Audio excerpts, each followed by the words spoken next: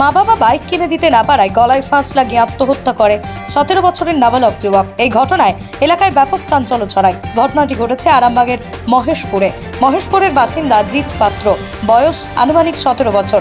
স্থানীয়রা জানান, বাড়ির আর্থিক অবস্থা ভালো না থাকায় নাবালক যুবককে গাড়ি কিনে দিতে না পারায় গতকাল শুক্রবার রাত্রেই বাড়ির মধ্যে গলায় ফাঁস লাগিয়ে আত্মহত্যা করে। ঘটনার খবর পেয়ে পৌঁছয় আরামবাগ থানার পুলিশ ওই নাবালকের দেহ উদ্ধার করে শনিবার আরামবাগ মেডিকেল কলেজ হাসপাতালে ময়নাতদন্তের জন্য পাঠায়। এই ঘটনায় এলাকায় ও পরিবারে নেমে এসেছে শোকের ছায়া। আমরা তো জানি না, আমরা খবর পাই, আমি একটু বাইরে গেছিলাম, সেখানে খবর পাই, সেখানে ফিরতে আমার রাত 11টা সাড়ে 11টা বেজে। আমি শুনলাম যে এরকম নাকি ঝামেলাঝাটি একটু হলো বলতে কি ভাইটাই ওই গাড়ি টাড়ি কিনা নিয়ে একটু মাথা একটু ইয়ে আছে। কি গাড়ি কিনা নিয়ে?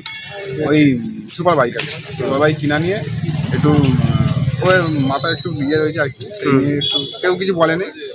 তার মধ্যে এবার একটু বাবা মার সঙ্গে একটু কথা কাটাকাটি, ওর মধ্যে এবার কী করতে কী হয়ে গেছে জানি না। তারপরে এবার শুনলাম নাকি গলায় দড়ি নিয়েছে, আর গলায় দড়ি নেওয়ার পর তারপরে শুনলাম নাকি নামিয়েছে, তারপরে কিছুক্ষণ পর শুনলাম নাকি ও মারা।